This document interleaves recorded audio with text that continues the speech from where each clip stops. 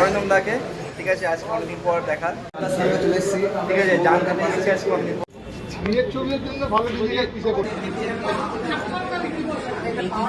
তোমরা সবাই কেমন আছো? আজকে চলে এসেছি একটি অন্য ব্লগ নিয়ে।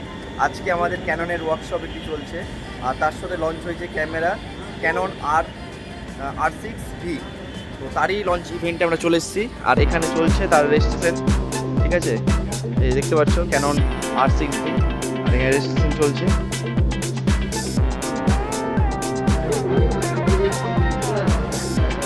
আর আমাদের আজকের অনুষ্ঠান হচ্ছে ইন্দ্রপ্রস্থতে 7th ফ্লোরে।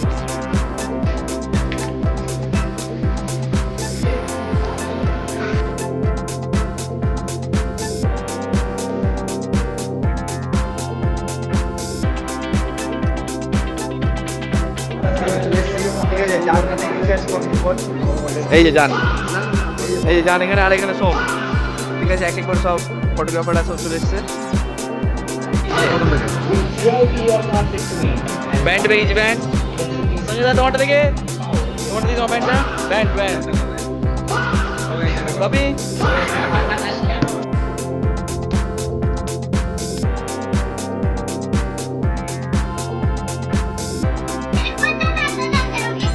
অরিন্দম দাকে, ঠিক আছে, আজকে অনেকদিন পর দেখা, আজকে ওয়ার্কশপ দেখাবে। আর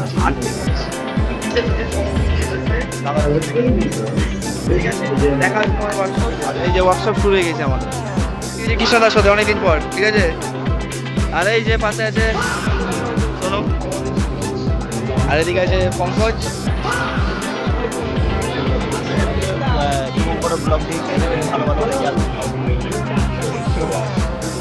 পুরোটা থাকবে প্রোগ্রামে। তো কি আছে কাটে, ব্যান্ড কই তোমার, ব্যান্ড কই তাহলে ক্যানন। এরপরই আমাদের প্রোগ্রামটি শুরু হয়, স্টার্ট হয়। প্রথমেই জয়ন্তদা ইন্ট্রোডাকশন করে সব কিছু। আগে যখন অন্য কোম্পানিতে চাকরি করতাম তখন বিভিন্ন গ্রেডে যেতাম, আর এখন ক্যাননের জন্য কি হয়, আমরা ডাইরেক্ট যারা কনজিউমার বা কাস্টমারের সঙ্গে ইন্টারাকশন করি, আমাদের বিভিন্ন রকম ওয়ার্কশপ। তো আজকে একটা আমাদের পক্ষে খুব ভালো দিন যে আমরা রিসেন্টলি একটা নতুন প্রোডাক্ট লঞ্চ করেছি, R6V। তো আমরা বিভিন্ন জায়গায় লঞ্চিং অ্যাক্টিভিটি করেছি, তো আজকে আমরা মালদায় এটা করতে যাচ্ছি।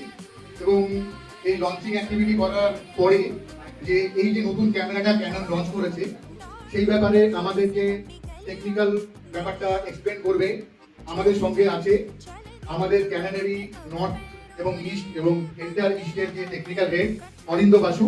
তো আমি অনিন্দকে বলবো আমার এখানে আসার জন্য।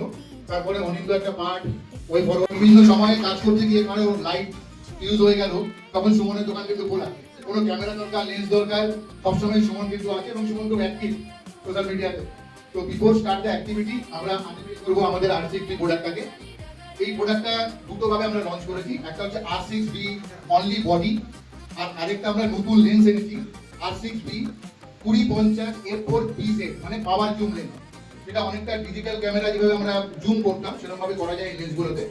তো সেটা অনিন্দ আরো বেশি দেখাবে। তো আমি সুমনকে বলবো যে এটাকে আনলেবেল করার জন্য।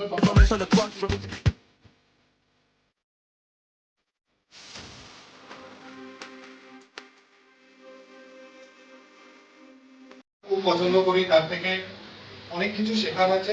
উনি কিছুক্ষণ পরে এখানে আসবেন, নিজের কাজের ব্যাপারে অনেক কিছু বলবেন, ঠিক আছে। তো যাদের যেরকম প্রশ্ন থাকবে অফকোর্স সেই সময় আপনারা তার থেকে করবেন, আর চেষ্টা করবেন যে যতটা বেশি, তার কারণ হচ্ছে সময় কম, কিন্তু শেখার জন্য আমি বলবো এনাফ টাইম আছে সেখানে।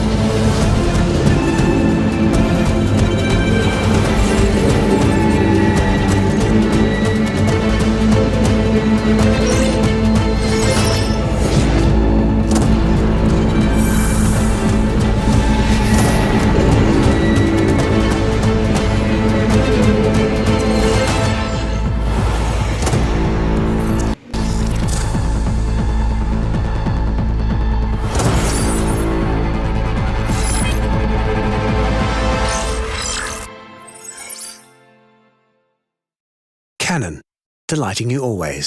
এরপর একটু টি ব্রেক করে নিই আমরা সবাই, তারপরে আমাদের প্রোগ্রামটি কন্টিনিউ শুরু হয়ে যায়। ইলেকট্রনিক শাটার আছে এই ক্যামেরাটাতে, R6 ফিটে যেটা হাইব্রিড ক্যামেরা, সেটাতে মেকানিক্যাল শাটার আছে, যাতে মনে হচ্ছে যে আমরা হাইব্রিড হিসেবে দেখবো, তাহলে R6 ক্যামেরাটাও এখানে আছে, তাহলে ওই ক্যামেরাটা একটু টেস্ট করে দেখতে পারি। তো কারণ কোনো প্রশ্ন এই ক্যামেরাটা নিয়ে দেখি এই প্রাইস পয়েন্টে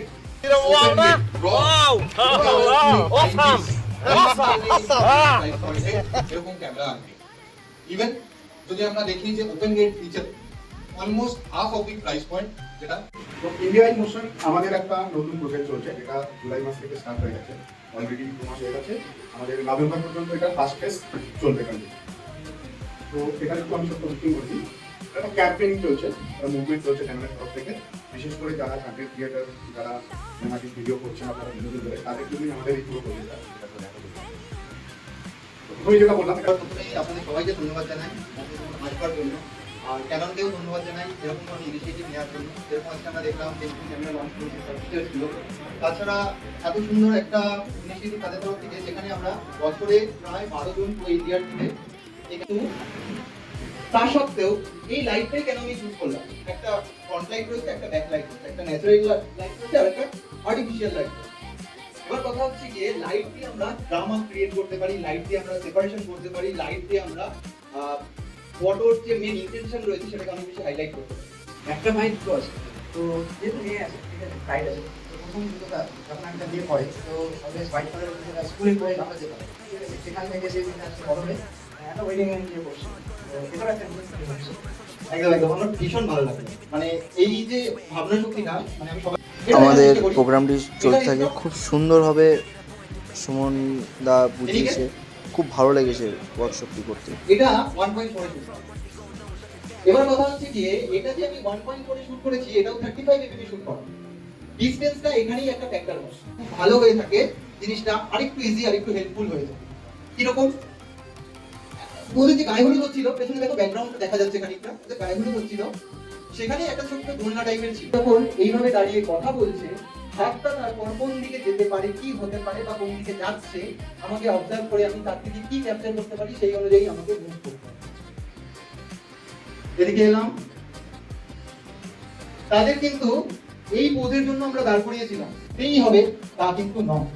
আমার যদি দরকার হয় আমি ব্যবহার করব, যদি দরকার না হয় আমি করব। ছবিতে কখনোই আর্টিফিশিয়াল লাইট এভাবে ইউজ করা উচিত নয়, যেখানে দেখেই সহজেই মনে হবে যে খুব আর্টিফিশিয়ালি ইউজ করেছি। হ্যাঁ, যদি কোনো ক্রিয়েটিভ পার্সপেক্টিভ থাকে সেটা আলাদা ব্যাপার, কিন্তু আদারওয়াইজ চেষ্টা করতে হবে যতটা সম্ভব ছবিতে লাইট আর্টিফিশিয়ালি ইউজ করলেও যতটা সম্ভব ন্যাচারালের দিকে রাখা। সবসময় ময়দানে তোলা, গোল্ডেন আওয়ারে ন্যাচারাল লাইটই তোলা। এখানে গিয়ে ডিপেন্ড করে ওই আর্ট অফ অবজারভেশনের ব্যাপারটা, যে লাইট কোন ডিরেকশন থেকে আসছে, হয়েছে কি বলছে। দুজন আলাদা আলাদা ঘরে রেডি হচ্ছিল, এটা মাল্টিপল এক্সপোজার করা হয়েছে। রুম দুটো একদম পাশাপাশি ছিল, ওয়ালটাও ঠিক তাদের মাঝে এরকম ছিল, কিন্তু আমার কাছে তখন ম্যাক্সিমাম ওয়াইড লেন্স বলতে 35 ছিল, কারণ আমি গেটিং রেডি শর্টস নিতে গেছিলাম, আল্ট্রা ওয়াইডটা আমার ব্যাগে ছিল। আল্ট্রা ওয়াইড নিলে হয়তো আমি এরকমই একটা ছবি পেতাম, কিন্তু ছবিটা আমি দেখতে পাচ্ছিলাম, তুলতে পারছিলাম না। হঠাৎ মাথায় এলো যেখানে এটা মাল্টিপল এক্সপোজার করা যেতে পারে, তো সেটা এইভাবে এক্সপোজ করা সব ফিল্ড নিয়ে খেলতে পারি। যেরকম ফাইল শট আমরা হয়তো এরকম অনেক নিই, জাস্ট কলাপাতাটাকে একটু ফোরগ্রাউন্ডের দিকে আনা হয়েছিল, যাতে একটা আমার ডেপ বা একটা ডেপের দিক থেকে একটা ইন্টারেস্ট বা কালার কন্ট্রাস্ট একটু যাতে তৈরি হয়।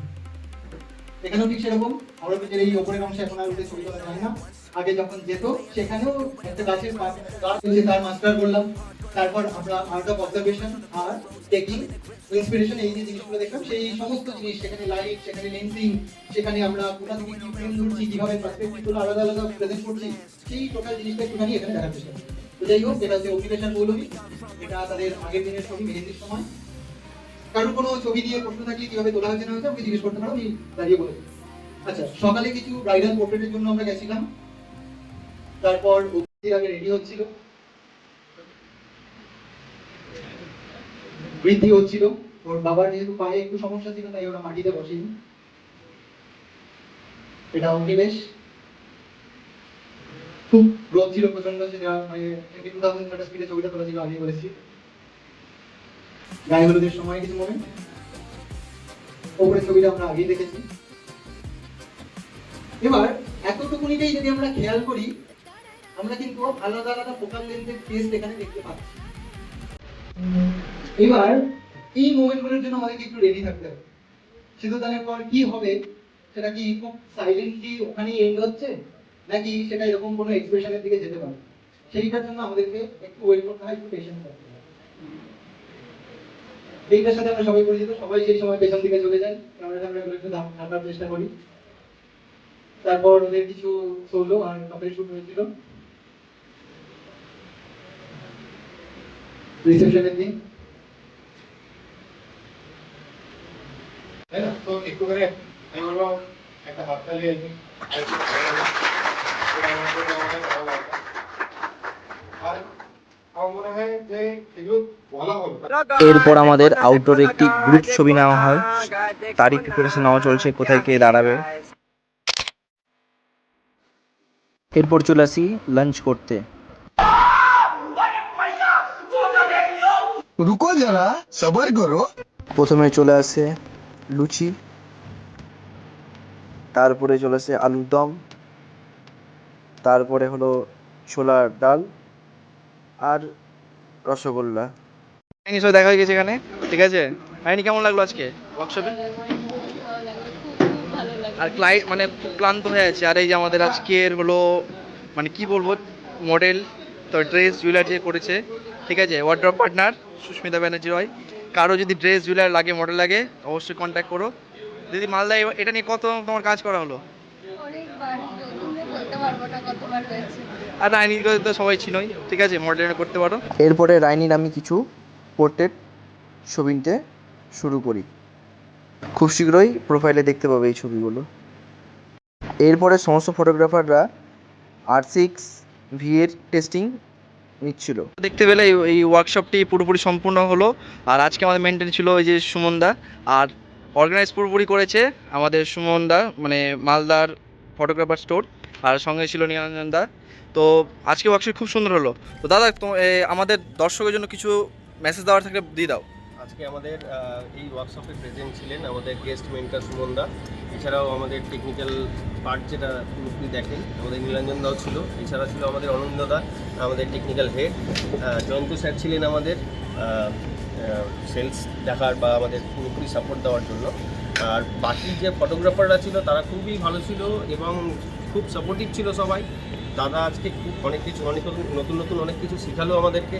তা সবগুলো মিলেই আমাদের ওয়ার্কশপটা আজকে একটু লেট হয়ে গেছে, সন্ধ্যে হয়ে গেছে, কারণ আমাদের 5টা অবধি টাইম ছিল, বাট আমাদের ওয়ার্কশপটা যেন শেষ হওয়ার নামই নেয় না, কারণ এত কিছু নতুন শিখছিলাম আজকে আমরা, যে টাইমটা কখন পেরিয়ে গেল বুঝতেও পারি।